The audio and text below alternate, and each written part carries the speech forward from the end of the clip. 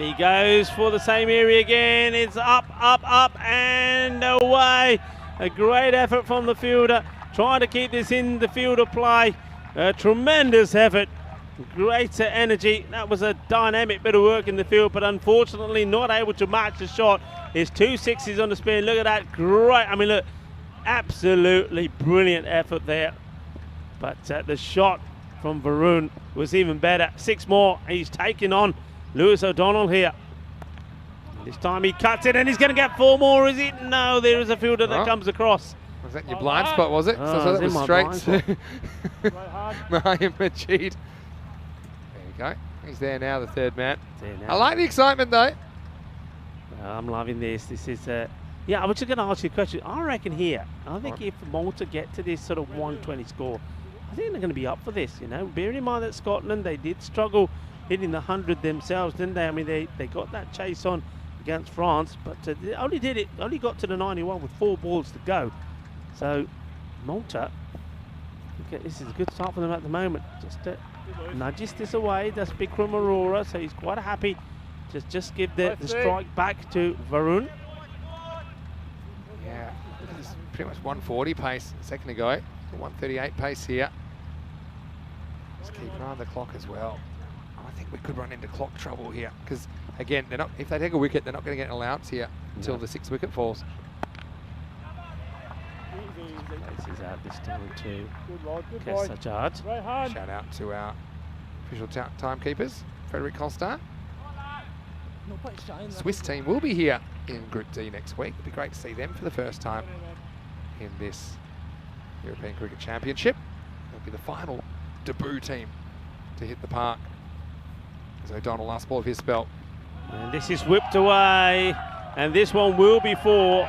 And it's a little bit short. And what a nice, classy shot this is from Bikram Arora. And this is what he does. I mean, for me, I mean, he's a batter that can bat in a number of places. But Vinny, for me, he's still your ideal opener. I know they're probably going for aggression in the front. Yeah. But I think he's the sort of batter that's got a bit of everything. He's got gears, doesn't he, yeah. Bikram? He can hold it together or he can out and out attack.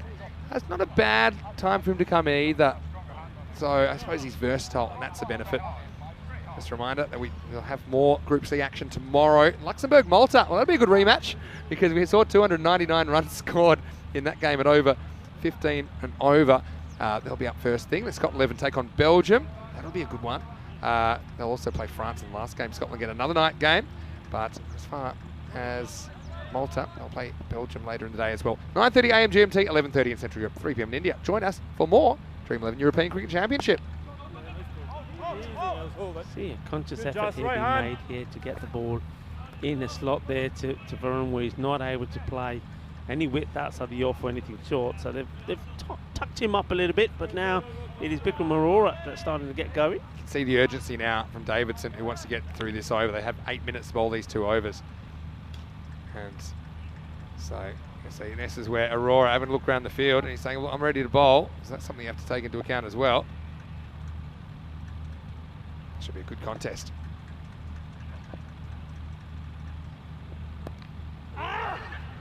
Bit of a groan there from Arora. He groaned like he cut his finger off. There's more out of frustration. Arora knew that if he gets any kind of bat on that, it was asking to be hit to the boundary. There's a big gap there. There's a 45 and fine leg just inside the circle, but no one around him. Gets himself in a muddle, just gets 1. Just for Davidson now to Varun, and he misses out on another one. So. I certainly think they don't believe that some of these continental players can handle the short ball that well or consistently well. It does seem to be a tactic seen employed, particularly by Davidson.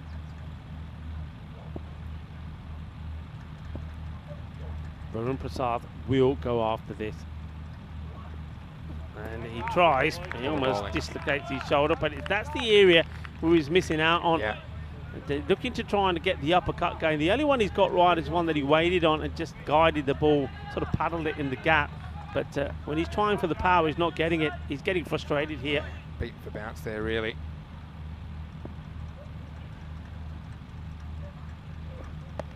This time he does get it right, and well, a little bit of a Tortuga bounce there for the fielder to have to deal with. Can't deal with it, Majid.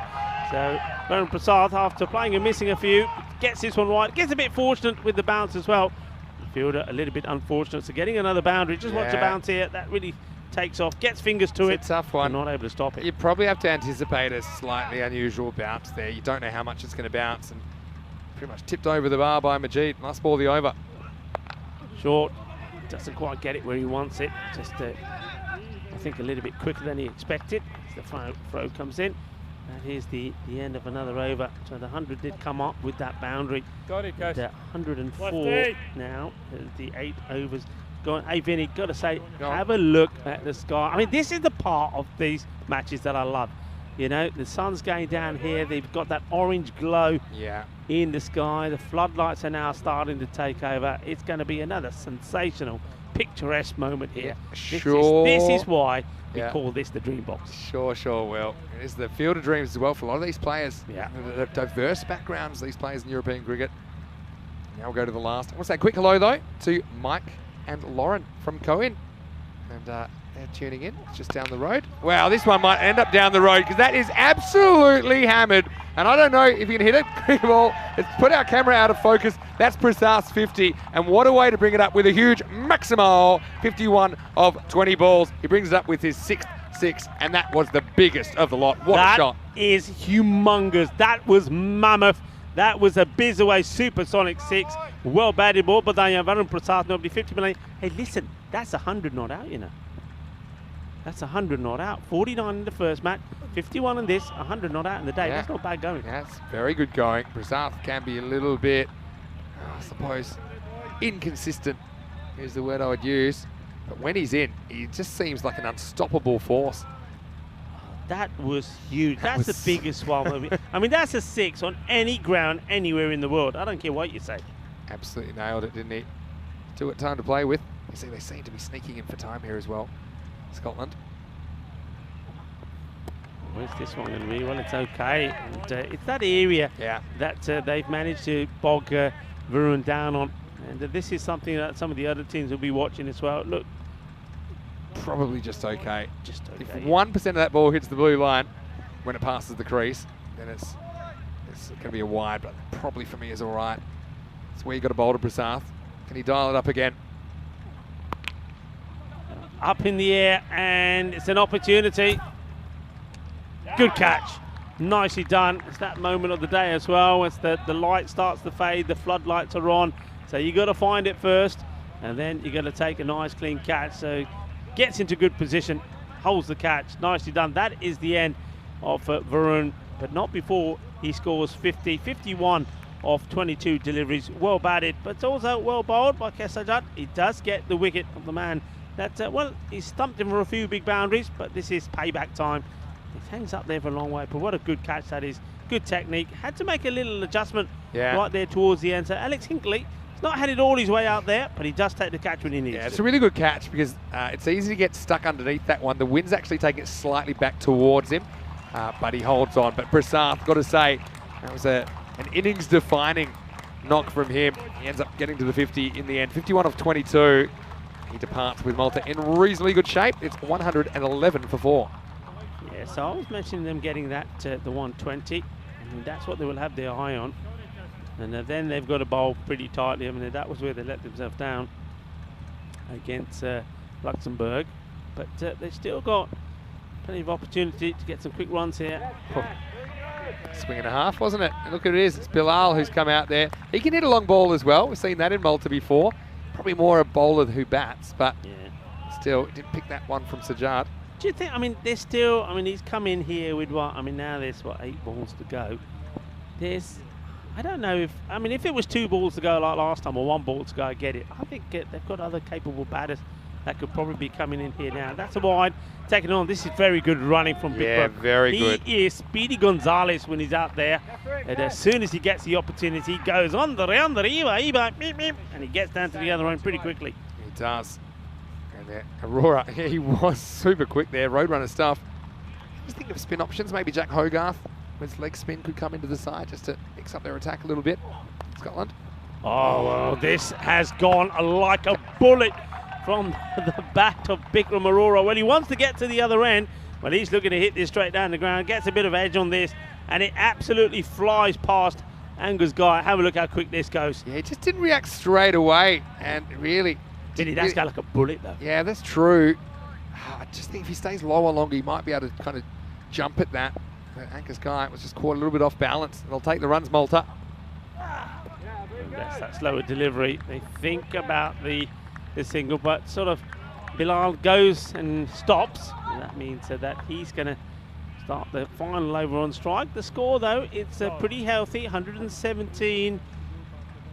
4 wickets down, so 6 balls to come. The 120 should come up, but maybe with a couple of big hits, they'd be eyeing up 130. That'll be a healthy score on the board. But hey, we're talking about a team that put 147 on the board, and they ended up losing against Luxembourg. Luxembourg getting the runs and getting them with with 4 balls. Is it 4 balls? No, 2 balls to go. 152 for 3. So it's the bowling that was the issue in that one. Yeah, I think you're right.